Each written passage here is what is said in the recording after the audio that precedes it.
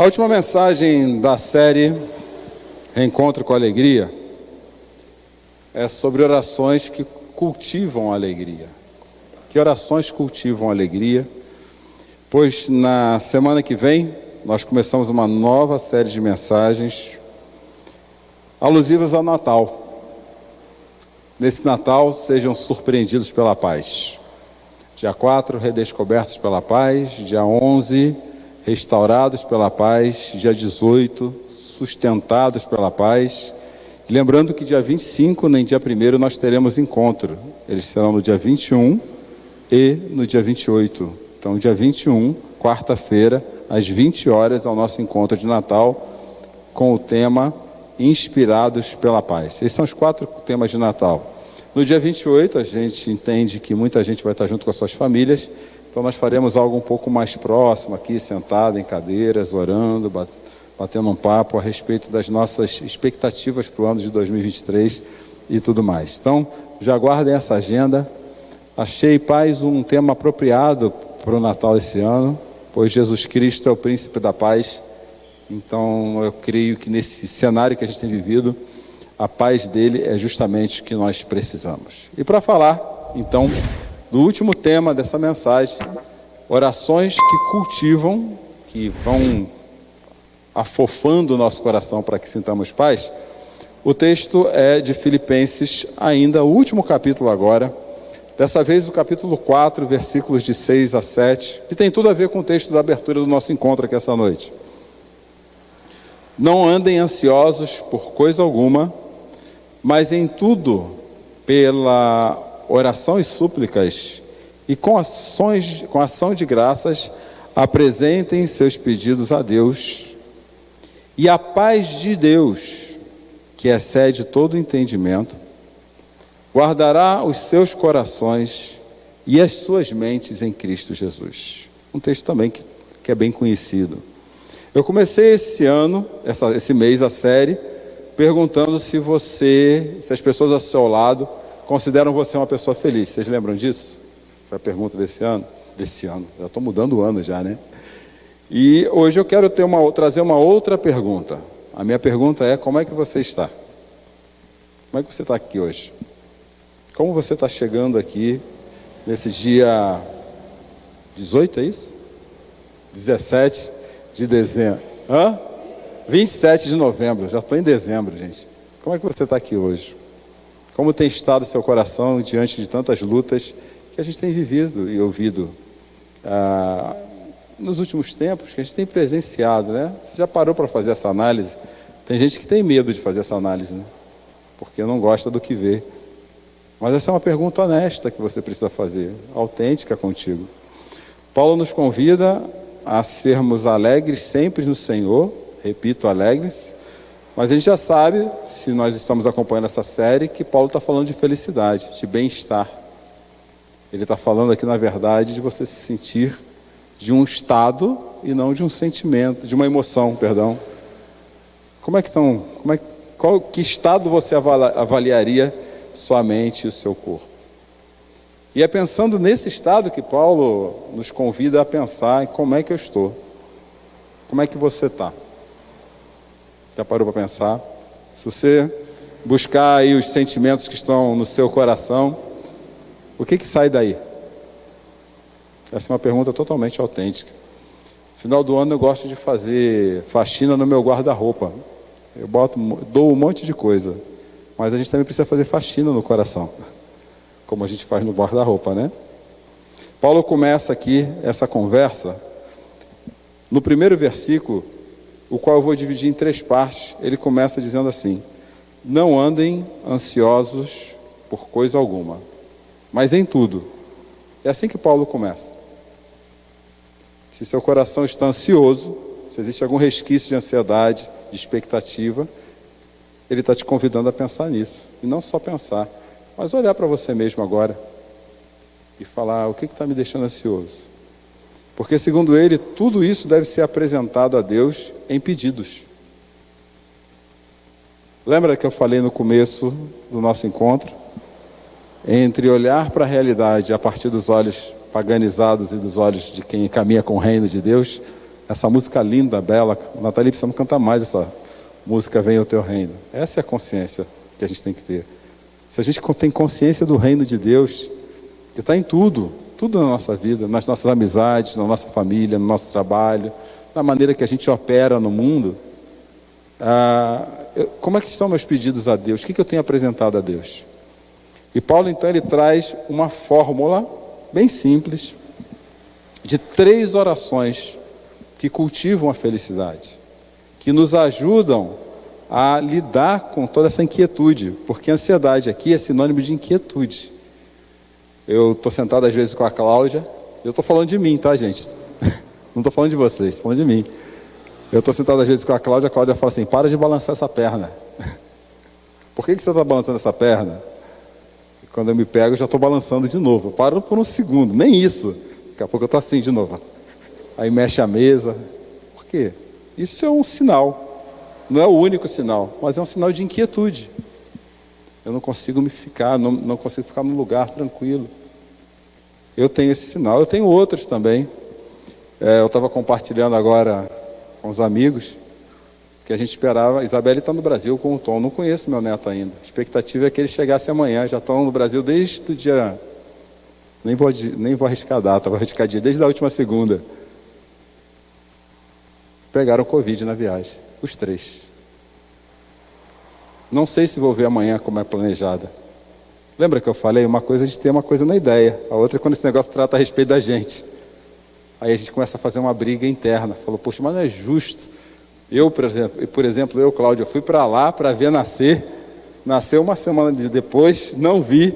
Veio para cá para eu conhecer e ainda não vi. E no dia que eu esperava que fosse ver e conhecer, eu não vou ver ainda. E se tudo der certo, talvez eu veja mais para o final da semana, porque a ideia é a família conhecer. Vão estar meus sogros, minhas só juntos, e a gente tem uma responsabilidade com eles também. Então é esse diálogo da mente com o coração, para que a gente entenda o nosso papel, que a gente precisa fazer. Dizer que eu não estou ansioso, mentira. Outro dia eu estava andando para a academia, só de pensar na possibilidade de eu vê-lo, eu comecei a chorar no meio da rua, parecia um bobo. É assim que a gente lida.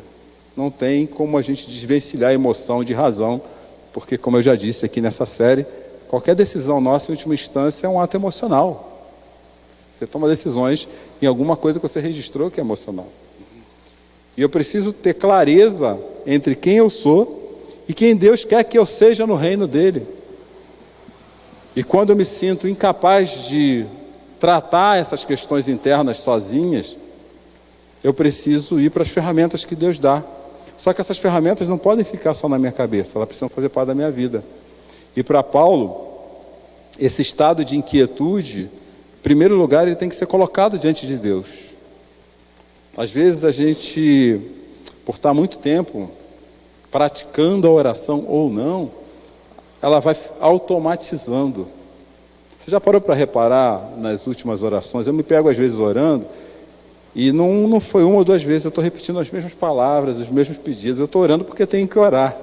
Mas não é porque eu quero tem algo a mais por isso. E aqui eu acho que Paulo, quando ele trata de oração, que é a primeira das orações, vocês vão achar um pouquinho estranho agora eu falar de oração em oração, mas vocês vão entender já já. Ele fala que a gente tem que prestar atenção em algumas coisas que eu estou chamando aqui de sabotadores. Para mim, há 2 grandes sabotadores de oração hoje em dia. O primeiro deles é a falta de prioridade. A oração deixou de ser prioridade. Aqui mesmo, na nossa igreja, nós já começamos vários grupos de oração com muitas pessoas. Esse grupo ainda ora, mas já não tem tantas quanto tinha antes. A gente não trata a oração como prioridade. A oração, ela precisa ser tratada com prioridade. É uma comunicação que Jesus nos deu para entender o que Ele quer para a nossa vida. Oração não muda a Deus, oração não muda a vontade de Deus, oração nos faz entender o que Deus quer, ela nos conecta com esse reino que a gente canta, e esse canto não pode ficar só na nossa cabeça, esse canto vem para o nosso coração, inclusive quando cantamos em atitude de oração, porque a letra e a instrumentalidade é só música, só vira louvor quando meu coração está nela, não é por causa do que está escrito, ou da poesia, ou nem dos instrumentos. É quando meu coração está nisso. Aí ela se torna oração. Até conversando com a gente aqui essa noite, eu ouso dizer que o que faz de uma música louvor é quando a letra se torna uma oração para o meu coração. E eu tenho consciência da conexão que eu tenho com Deus. Então nós precisamos priorizar a oração. E a música não se torna oração aqui no domingo. A música se torna oração na nossa casa, no nosso dia a dia. Senão corremos o risco de chegarmos aqui todos os domingos, repetirmos a mesma música, cantarmos até músicas novas, mas elas continuarem sendo músicas, que inclusive na nossa mente, no nosso coração, tem outros efeitos que falam mais da gente do que de Deus, porque música alegra, música anima, música mexe com a emoção, por si somente. Mas a música é uma manifestação da graça comum de Deus. Todo mundo canta, todo mundo se diverte com música. Eu tenho preferências musicais, você tem outra. Mas quando isso se torna realmente louvor?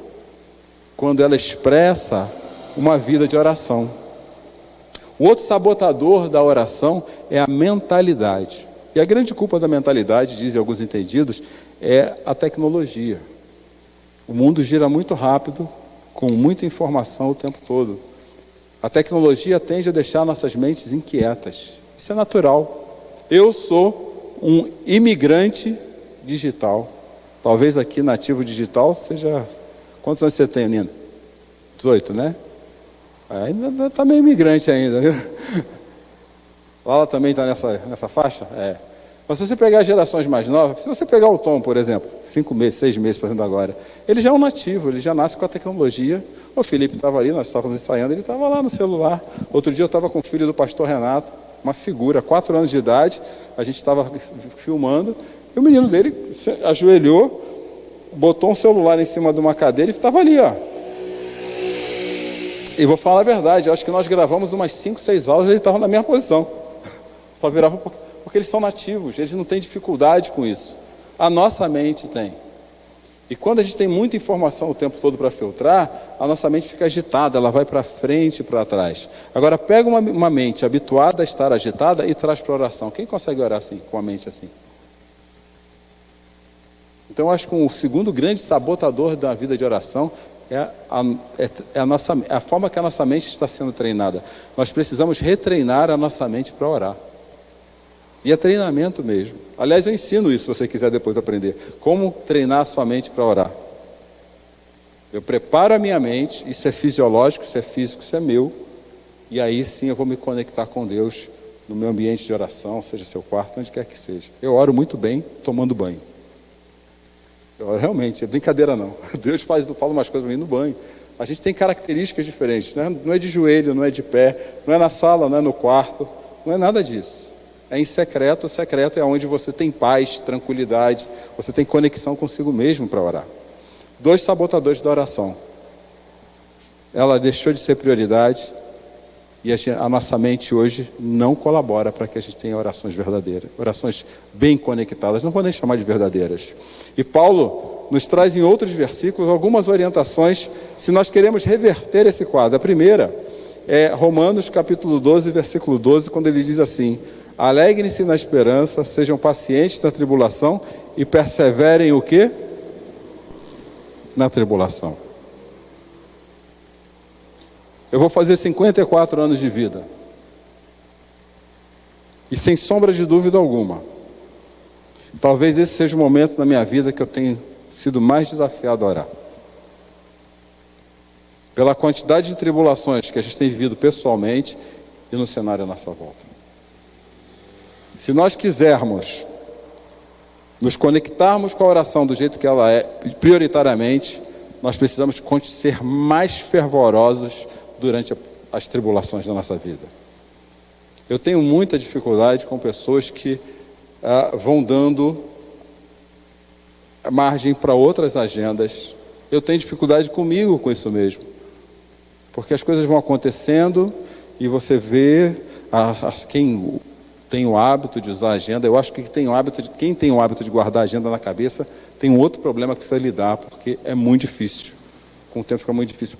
Aí você vai enchendo a agenda, quando você olha, você não tem mais aquilo ali de, poxa, está difícil, mas aqui nesse horário marcado no meu dia, essa uma hora e meia, eu sou convidado, eu marquei um encontro com Deus. E eu preciso respeitar isso. A gente tem na mente consciência de quem é Deus, mas nós precisamos ter essa consciência no coração também. Ele está ali, Ele está vivo, Ele está junto de nós. Tiago capítulo 5, versículo 17. Tiago fala a respeito de Elias. E esse texto aqui precisa ser muito bem observado, tá? E eu vou fazer a observação que eu creio que é necessária. Elias era humano como nós. Ele orou fervorosamente para que não chovesse, e não choveu sobre a terra durante 3 anos e meio. Depois orou outra vez, e o céu enviou chuva, e a terra produziu os seus frutos. Eu quero convidá-los a prestar atenção na palavra fervorosamente. Elias orou fervorosamente. Ele não conectou 4 ou 5 pensamentos e colocou numa oração. Ele orou fervorosamente. Ele colocou emoção nas suas orações. Ele coloriu-a com as suas emoções.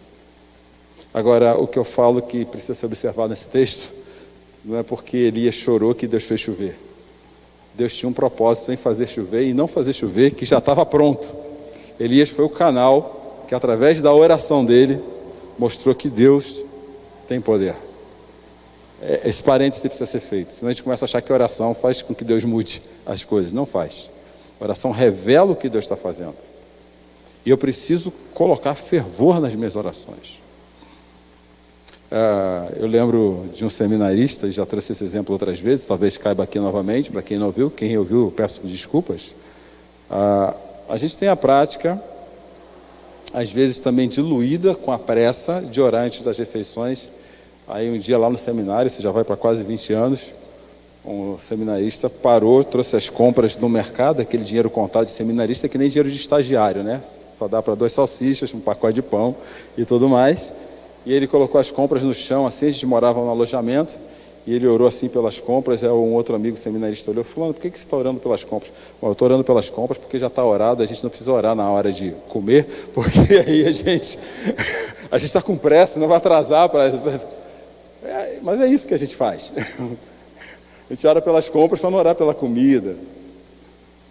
Agora, quando Deus quer mostrar coisas extraordinárias, Ele conta que a gente ore com fervor. Que a gente coloque a nossa vida nisso. Quando a gente começa a orar com fervor, que nem Elias. Elias era um profeta tão significativo que até Jesus foi confundido por ele. Essa era uma característica. Elias era tão fervoroso que, se eu não estiver enganado, se tiver, me corrijam, podem me corrigir. Uma vez chamaram ele de careca. Foi com Elias mesmo, né? O que aconteceu quando chamaram Elias de careca? Não foi um urso que pegou os meninos? O urso pegou os meninos. 2 meninos foram zoar de Elias. Ô careca, tá vendo, Reinaldo? Tá tudo bem. Porque era um homem de fervor. Nós precisamos ser discípulos do reino de fervor, gente. E resgatar a oração. E eu não sei se você já ouviu, eu já várias vezes e ainda ouço, algumas pessoas falaram assim: poxa, minha oração não chegou nem no teto hoje. Já ouviu isso? Né?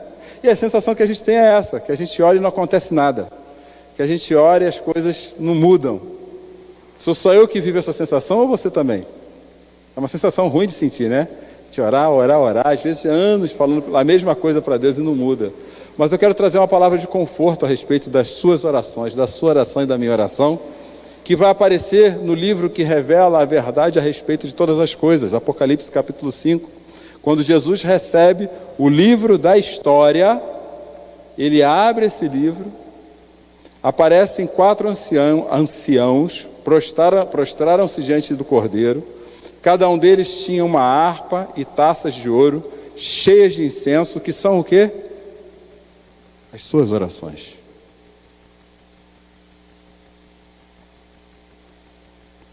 As suas orações estão guardadas com Deus.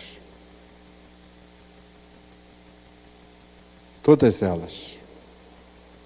E um dia, quando você estiver diante do Cordeiro, ressurreto, na grande festa celestial, Deus vai revelar. Está vendo aquela oração que você fez? Está vendo aquele problema que você tinha? Aquela luta sua? Nada disso passou desapercebido do Senhor. E agora eu vou te fazer entender a resposta. O que está acontecendo? Ore com fervor. Coloque como prioridade.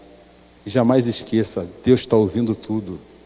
As lágrimas no travesseiro, as lutas do dia a dia, as inquietudes da nossa alma, do nosso coração. Deus está ouvindo tudo.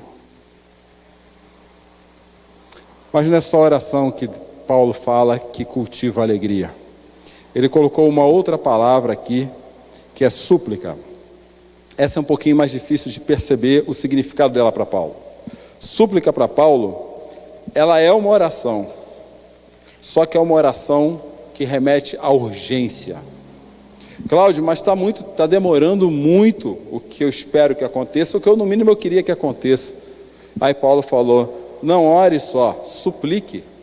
Suplica mesmo. E a súplica tem sabotadores como a oração. 2 sabotadores da súplica. Impaciência e falta de resiliência. Impaciência, porque a gente acha que Deus tem que atuar na nossa agenda. Nós não temos paciência para esperar Deus fazer as coisas. Queremos resolver da nossa maneira. E quando resolvemos da nossa maneira, normalmente nós pioramos as coisas. Qual foi a promessa de Deus para Abraão? Você vai ter um filho e de ti sairá toda uma descendência. Abraão esperou a promessa? Sara esperou a promessa? Não. Sara deu Agar para Abraão, nasceu Ismael, o primogênito de Abraão. A única questão que Ismael, embora tenha sido tão abençoado quanto Isaac, tá certo, né? Quanto Isaac, ele foi tão abençoado quanto Isaac, pode ler a Bíblia. Grandes povos, riquezas. Só tinha uma coisa que Ismael não tinha e Isaac tinha, a promessa. E isso faz toda a diferença. Quando nós somos impacientes com aquilo que Deus tem para a nossa vida, nós, não vou dizer sabotamos, que talvez seja muito agudo, mas nós ofuscamos nossos olhos da verdadeira promessa que Deus tem para a nossa vida. Então, cuidado quando quer resolver as coisas do seu jeito. Antecipadamente, de forma impaciente. Ana chorou aos pés do Senhor, até o dia que Deus deu Samuel para Ana. E aquilo que era o objeto das suas lágrimas, Ana não guardou para si como bênção, entregou para Deus como promessa. É assim. E a falta de resiliência? A gente muda de oração o tempo todo. Bom, eu acho que se não é por aqui, deixa eu tentar de um outro jeito, deixa eu perguntar daquele jeito, deixa eu fazer daquele outro jeito. Não é? E a gente vem de uma cultura, inclusive, que oração é coisa... tem que ser tão rápido quanto o lanche que a gente pede no fast food mais próximo. Gente, oração precisa de esforço. Oração precisa realmente de esforço. Precisa de resiliência. Palavra na moda é resiliência. Eu preciso estar firme. Firme no propósito, como diz aí no evangeliquez popular. Ore, ore, ore. Eu conheço histórias de filhos que foram transformados na fase adulta e as mães oraram a vida inteira. E eles foram transformados porque Deus tem poder para transformar. Agora, não aconteceu no meu tempo. Não tive paciência para esperar. Eu resolvo do meu jeito, pioro. Ou então, no final das contas, o que acontece comigo? Eu fico achando soluções para justificar a minha falta de perseverança na oração. Não aconteceu por causa disso, aconteceu por causa daquilo, aconteceu porque eu não quero mais isso. Não é assim. E quando a gente suplica, quando a gente ora com fervor, não precisa ser com lágrima, nem miando, né? Tem gente que ora miando. Não é isso. Paulo usa a mesma palavra, traduzida agora para a oração, em Filipenses capítulo 1, versículo 4, dizendo assim: em todas as minhas orações em favor de vocês, sempre oro como? Com alegria. Cláudio, mas como é que eu vou orar com alegria diante de uma situação tão ruim? Não ore com alegria por causa da situação. Ore com alegria por causa do Deus que é capaz de resolver a situação. Porque Deus está além das circunstâncias, como nós vimos na primeira mensagem dessa série. Deus está além de pessoas, como nós vimos na segunda mensagem dessa série. E Deus está além das nossas preocupações, como nós vimos na terceira mensagem dessa série. Ore com urgência, sem chororô, mas com fervor. Ore com alegria. Quando Jesus nasceu, pessoas esperavam a vinda de Jesus há muito tempo. Boa parte das pessoas não entenderam quem Jesus era. E tem muita gente que continua não entendendo. Mas quando ele apareceu para Simeão no templo, estava ali o texto, como diz o texto de Lucas, capítulo 2, versículos 36 a 37. Estava ali a profetisa Ana, filha de Fanuel, da tribo de Azer. Era muito idosa. Havia vivido com seu marido 7 anos depois de casar, e então permanecera viúva até a idade de 84 anos. O marido dela morreu no 7º ano de casado. Olha que problema para uma mulher que vive em Israel. Porque toda mulher viúva em Israel era marginalizada. Mas uma coisa aquela mulher não deixou de fazer à margem da sociedade, comendo feijão com arroz um dia, talvez farinha no outro, com gente menosprezando ela, uma coisa ela não deixou de fazer. Repare, nunca deixava o templo, adorava a Deus jejuando e orando o quê? Dia e noite. E a gente quer mudar. A súplica é uma oração da urgência, mas essa urgência não garante que Deus vai resolver a urgência em 5 minutos. 7 anos ela perdeu seu marido, totalmente desvalorizada. Viúva era um negócio tão desvalorizado que lá em Atos tiveram que eleger gente para poder dar cesta básica para as viúvas helenistas, porque os caras queriam dar só para as dos judeus. Até isso tinha, né? Então não para. Coloca a sua urgência diante de Deus. E quando colocar a sua urgência diante de Deus, faça o tempo necessário. Não fica achando alternativa, não. Faça o tempo necessário. Em Efésios capítulo 6, Paulo vai usar essa mesma palavra num texto extremamente conhecido, que nós costumamos a chamar de armadura espiritual, quando ele fala assim: orem no Espírito em todas as ocasiões, com toda a oração e súplica, tendo isso em mente, estejam atentos, perseverem na oração por todos os santos. Fica firme. Fica firme. Orem e mantenha-se firme. Suplicar gasta energia, gente. Orar gasta energia. Ansioso também fica. Não gasta energia, está ansioso? Qual que é a energia que a gente tem que gastar melhor? E, por fim, junto com oração e súplica, Paulo dá uma terceira oração que nos conduz à alegria. Gratidão. Nós somos naturalmente ingratos. A nossa conta da gratidão tem um saldo baixíssimo. E quase sempre está no vermelho. Nós somos ingratos por pessoas, nós somos ingratos por igrejas, nós somos ingratos por coisas. A nossa natureza é ser ingrato. Mas a natureza do reino é a gratidão. E a gratidão tem todos aqueles sabotadores que eu não vou repetir das nossas últimas 3 mensagens. As circunstâncias são sabotadores da gratidão. Porque eu paro de olhar para o que eu tenho e começo a reclamar do que eu não tenho, quando isso que eu tenho não é suficiente para viver o que eu acho que eu devo viver. Nós somos ingratos por pessoas. As pessoas são boas enquanto elas fazem o que elas esperam que nós façamos por ela. Mas na primeira vez que elas falham conosco, elas já não servem mais para a nossa vida. Nós somos ingratos com preocupações. Nós nos tornamos tão preocupados que não vemos o que nós temos sobre a mesa. Já falei e repeti, uma pessoa reclamava ao final do dia de tudo da vida dela. Eu fiz um pequeno desafio e fiz para vocês também. no final do seu dia hoje, a última tarefa do seu dia, desafio você que está me ouvindo.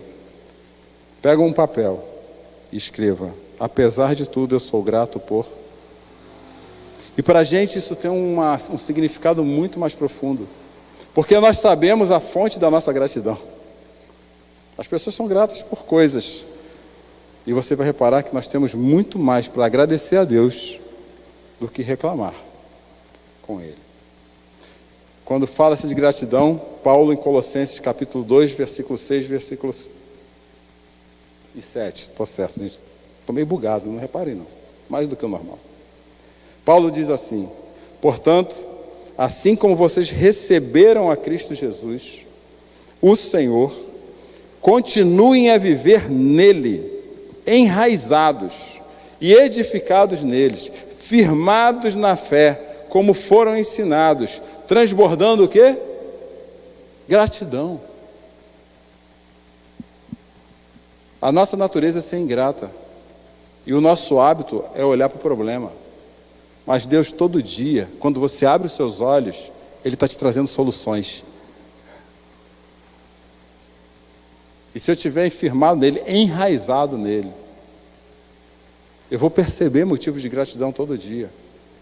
Você vai reparar que a gente consegue até colocar a nossa cabeça sobre o travesseiro com mais tranquilidade. Porque a nossa fé se firma no autor, não na obra. Se nós ficarmos firmados nas obras, nós teremos mais motivos para sermos ingratos do que gratos. Se o nosso foco estiver no autor, é gratidão, gratidão, gratidão, gratidão, gratidão. A Nathalie orou um negócio que a gente esquece. Lembra que eu falei no começo do nosso encontro, que tem uma distância entre a nossa cabeça e o nosso coração? Lembra disso? Que às vezes não está conectado? Aquele texto que a Nathalie orou aqui, de Apocalipse 21, foi você que orou, né, Nathalie? Que todas as lágrimas serão enxutas. A gente sabe disso com a cabeça. Agora vive isso com o coração. Se vai ser enxuta, não é. Se não é, porque não é para ser ainda. Eu estou reclamando de quê? Não é assim? E é nessa lógica que muitos dos nossos irmãos e irmãs foram jogados em covas de leão. Morreram queimados na cruz. E a gente fica nesse cristianismo soft, negando o papel da dor e do sofrimento como grandes professores na lógica e no amadurecimento da vida do reino de Deus. Seja firme na oração, seja firme na súplica, seja firme na gratidão. No capítulo 4, versículo 2, Paulo vai dizer assim: dediquem-se ao quê? À oração. Estejam sempre alertas, porque problema vai ter o tempo todo. E por fim, sejam sempre agradecidos. Se nós fizermos isso, orarmos como prioridade na agenda, suplicarmos como algo que realmente dói no nosso coração e agradecermos porque estamos focados no autor, a gente vai viver a alegria além das dificuldades. E sabe qual que é o resultado disso? Paz. E aqui eu termino fazendo minhas as palavras do apóstolo Paulo. É como se Paulo aqui estivesse falando para mim agora. Não sei o que você sente aí, ouvindo isso. Eu sinto isso, tá? Para aí, conecta aí sua mente com o seu coração e procura sentir o que Paulo está falando. Não só ouvir, não bota mais no seu ouvido, traz para o coração. Se você tiver aí, cuidar do coração, com a súplica, de uma forma muito mais aguda, como Ana fez lá no templo em Jerusalém. E se você tiver uma lista de gratidão, Paulo afirma, aí você vai ver uma coisa começar a surgir dentro de você que ele chama de paz de Deus. E Jesus falou, a minha paz eu dou a vocês e não é como o mundo dá. Essa paz excede entendimento. Eu acho que essa é a grande sacada dessa frase. Você não precisa entender. Você não precisa entender para ter paz. E essa paz, que excede o entendimento, ela provoca dois movimentos internos, que aí conecta a mente com o coração. Ele fala assim, e a paz de Deus, que vem com respostas que você não tem, vai guardar o seu coração e a sua mente em Cristo Jesus. Quer ter paz? Está aí. Quer viver alegre? Está aí.